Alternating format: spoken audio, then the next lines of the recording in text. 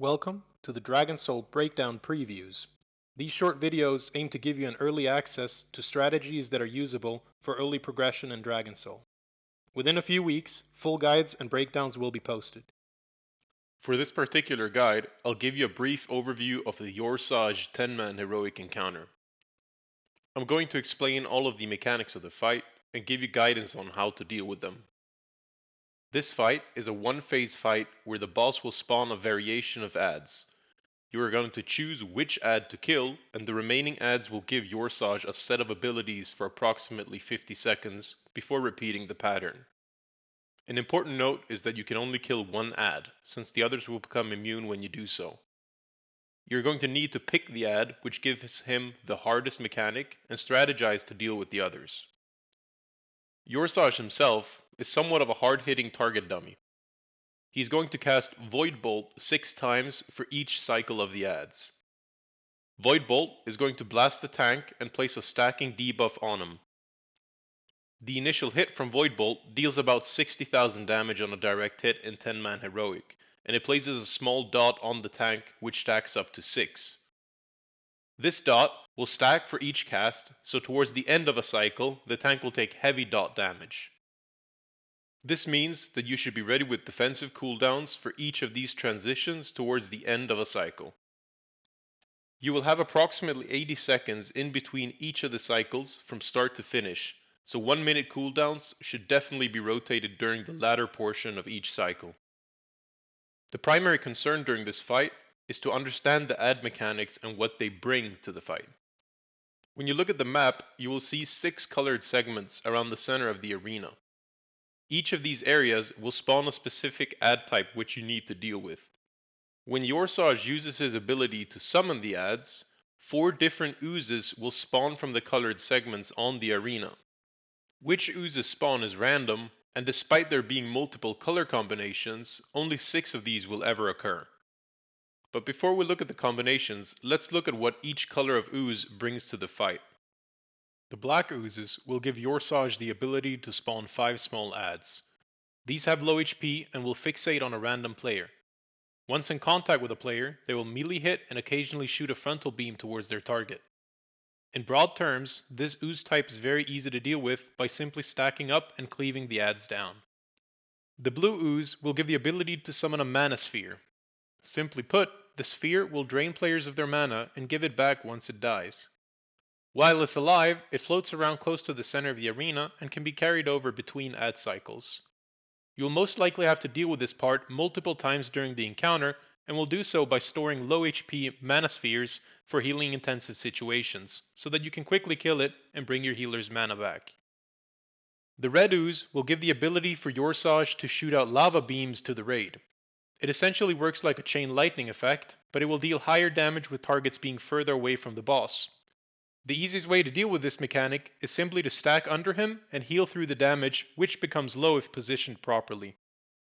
The green ooze will give the ability to drop acid on 4 targets. This damage will splash in a 4-yard radius around the target for moderate amount and will require some healing attention. This mechanic emphasizes that you do not stack closer than 4 yards from each other, since the splash damage will easily wipe your raid. The yellow ooze gives Yor'Sahj the ability to shoot his Void Bolt on the entire raid. This mechanic is the absolutely hardest mechanic to deal with due to the sheer amount of damage going out. Due to this ooze will simply be prioritized every time it spawns, but if you were to let it go, you need to stack up and cycle cooldowns to stay alive. The final ooze, which is the purple ooze, is quite a nasty one, and you'll have to deal with it many times during the encounter. This ooze will give Yor'Sahj the ability to cast Deep Corruption, which he will do twice per add cycle. When cast, it places a 25-second debuff on all players. When you're debuffed, you need to be attentive to your healing, since every healing effect or absorption effect will essentially give 1 stack of the debuff to the player receiving the heal or absorb. Once a player reaches 5 stacks, you go boom and deal a lot of damage to all your raid members. The trick to this is to balance the stacks while keeping the raid alive, and if needed, push to 5 stacks to ensure the survival of the group.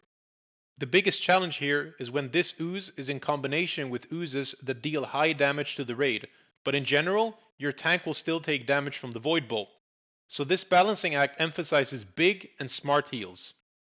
It becomes crucial to understand when a stack is generated, so I will give you a quick rundown of mechanics which give stacks while not including castable direct heals or absorbs.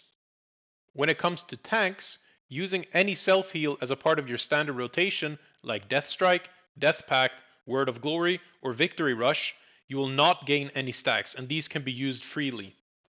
When it comes to healers, we can start by looking at Holy Paladins. You will generate no stacks from Word of Glory, Lay on Hands, or your Beacon of Light. However, you will generate one stack per targeted heal from your Light of Dawn and Holy Radiance, so be very cautious when using AoE heals. Next, we got Resto Druids. For Resto Druids, you will get one stack per cast of Rejuvenation and Life Bloom, and your Wild Growth will also give one stack per person healed, and the same for your Tranquility. An important tip here is that your Efflorescence does not generate any stacks apart from the initial triggering cast, and this is very effective. Next, we got Resto Shamans. For Resto Shamans, Earth Shield will not give any stacks, so this is a great addition on tanks to keep them alive. Additionally, your Healing Stream Totem and Spirit Link Totem do not give any stacks. Similar to Holy Paladins, your Chain Heal, Healing Rain, and Riptide all give one stack per target hit, so be very cautious on how to effectivize your healing. Finally, we got Disc Priests. The main standouts for Disc Priests are going to be that Prayer of Mending and Barrier do not give any stacks and are great solutions to this mechanic. Essentially, any other spell or shield from Priests will give a stack. Now that we've covered each ooze separately, we will look at the 6 possible combinations of these oozes and look into how we deal with each combination. The combinations are shown on screen. A general approach will be to always kill the yellow ooze since the damage is simply too high. Secondarily, you would prioritize the green oozes due to high damage and preventing you from effectivizing healing due to the spreading requirement. Combination 1 will consist of black, blue, green, and purple oozes. This is a fairly easy combination, and you will get rid of the green oozes to minimize the need to spread. From here, you will have to stack to quickly cleave down the adds from the black ooze while being cautious of your heals from purple and maintaining a mana sphere.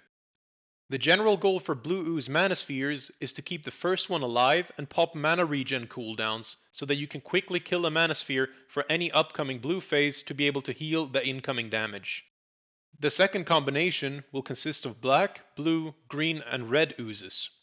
Here, you will have to get rid of the green ooze. You should stack up closely to AoE heal through the red ooze damage while cleaving down the adds from the black ooze.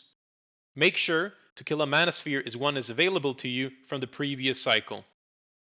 Combination number 3 will consist of black, blue, purple, and yellow oozes. For this combination, you will kill the yellow ooze, you should stack up for cleaving the black adds, and be cautious of your healing. If possible, cycle a mana sphere, but healing requirements here should be very low. Combination number 4 will consist of black, green, red, and yellow oozes. Due to the absence of purple ooze, this combination will be fairly easy, so you should make sure to kill the yellow ooze, stand in a slight spread around the boss, cleave the adds, and simply pump AoE heals. Combination number 5 will consist of black, purple, red, and yellow oozes. This combination in particular will be one of the hardest ones due to the heavy damage that comes out. Additionally, this has a healing restriction from the purple oozes. You should make sure to kill the yellow ooze and stack under the boss while dealing with the black ooze adds. But you will still have moderate to high damage from the red ooze, so make sure to cycle raid cooldowns such as Aura Mastery, Barrier, or Spirit Link Totem during this part. The final combination, being combination number 6, will consist of blue, green, purple, and yellow oozes. Simple enough, you will kill the yellow ooze, slightly spread, and spot heal any targets if needed. You should make sure that you cycle a mana sphere if any are available at this point. You should keep repeating the pattern of managing oozes according to the recommendations until the boss is dead. I would strongly recommend using a weak aura tracker to quickly tell your group which oozes have spawned and which one you should focus according to your preferred strategy. Bloodlust should be used in a situation where you have no healing restriction to ensure survival of the raid, or when the boss is low HP so that you can push the boss without having to deal with the current set of oozes. Thank you all for watching.